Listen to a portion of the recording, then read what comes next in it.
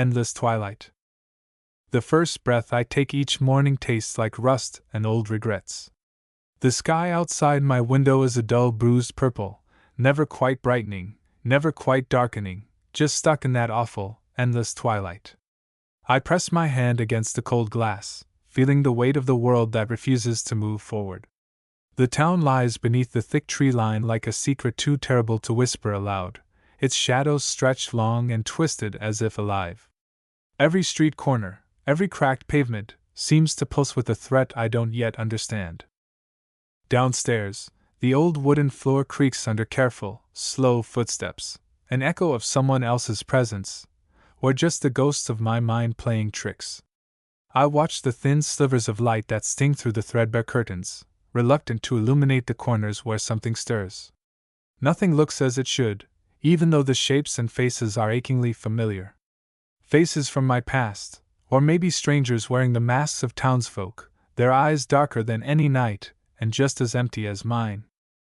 That first step outside is the worst, a plunge into a world that breathes dread like heavy fog. The dense woods crowd around the streets, their black branches clutching at the sky and choking every chance of escape. The voices start then, the low murmurs, barely audible but urgent, wrapping tightly around my senses, dragging me deeper into the silence between words. I try to shake them off, but they cling like cobwebs, sticky and cursed. I can feel eyes watch me from the shadows, but no one ever steps fully into the light. The townsfolk shuffle by in endless loops, their faces masks of dull resignation. They speak just enough to feel real but vanish before they can tell me what I need to know. It's as if they're prisoners of the same nightmare, trapped like me in a day that refuses to end, a truth too monstrous to face. Each morning repeats like a rot in my mind, turning hope into despair with cruel precision. I want to scream, to break the cycle, but the walls close in tighter with every attempt. This town, and maybe I, are caught in a trap where time frays and reality blurs. The air is thick with something unsaid, a secret itching beneath my skin that I am both the key and the lock. I clutch the small, cracked watch my father gave me years ago. It stopped at the same minute every day. Sometimes I think if I could just move its hands forward, the endless twilight might finally yield to dawn. But the path out is tangled, a maze crafted from fear itself, and I'm not sure if I'm running towards salvation or straight into the heart of the nightmare. The whispers twist tighter as I step onto the cracked sidewalk, each syllable a temptation and a threat pressing against my skull. The air smells faintly of damp earth and something else, something metallic and raw, like blood pooled just beneath the surface. My breath forms ragged clouds that vanish almost instantly, swallowed by the heavy stillness that clings to this town like a shroud. I want to run. I want to disappear beyond the choking woods, but every direction loops back to the same despairing center. Ahead, the town square gleams faintly with unnatural light, yet it offers no comfort. The clock tower sits frozen at midnight, its face cracked and leaking shadow. Around it, the townsfolk move in their endless loop, faces shifting slightly each time I catch their gaze, as if trying to scream or cry but falling silent at the last second. I reach out to one man, a wrinkled old merchant whose eyes look like the hollow sockets of a skull, and his mouth twitches. "You don't belong here," he rasps, voice thin as dead leaves. I stifle a shudder and pull away, but the words haunt me. I don't belong here. Then why does this place feel carved into my bones?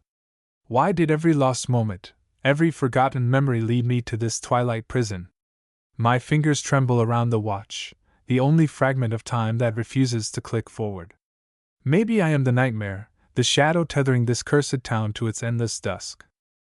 The woods murmur behind me, trees bending toward the street with skeletal fingers. The darkness coils like smoke, beckoning without mercy. Voices rise then, a chorus of broken wills echoing from the twisted branches, voices that call my name, that promise release or oblivion, or both. I close my eyes to drown them out, but the silence inside is worse, filled with the terrible truth I am still not ready to face. My footsteps falter as reality warps around me, the edges of the world fraying like old paper. I want to scream against the silence hungry to swallow me whole. Instead, I clutch the watch tighter, my tether, my curse, and step forward into the suffocating gloom of another endless twilight, searching for a crack where dawn might finally bleed through. The night seeps into my bones as I move, the weight of the twisted town pressing me down. There's a flicker, just a twitch, in the air, a memory uncoiling. I catch a glimpse of my reflection in a shattered window, hollow eyes staring back, haunted and uncertain. The watch in my palm vibrates faintly, as if urging me forward, tick, without the comfort of talk. In the distance, the murmurs swell, then transform into sharp voices swirling with venomous intent. You're the lock without a key, they hiss. The scream without a sound. My skin prickles with a cold I can't shake, the gnawing certainty that I'm both prisoner and warden in this haunted loop. Wherever I step, shadows twist into shapes I cannot name, and the townsfolk's distorted smiles haunt my steps, frozen in their endless agony. The cramped alleyways twist and fold like snarled threads, pulling me deeper into the center of this living nightmare. I press my back against the cold, damp brick, heart hammering a terrifying rhythm. In this suffocation, the knowledge dawns slow and terrible. I did not stumble into this town, I summoned it. My forgotten dreams, my silent regrets, gave it breath. I am this place's shadow, its ceaseless dusk incarnate. A sudden movement, a girl, barely a whisper of a figure, watching me with eyes that flicker like dying embers. Daniel! She breathes, voice fraying with years of sorrow. The hour has come, you must choose.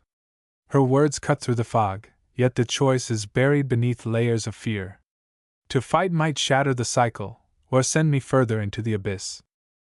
I close my eyes, clutching the watch tight, letting the chill crawl through me. Somewhere beyond the twisted streets, beyond the murmurs and dark eyes, a fragment of dawn waits.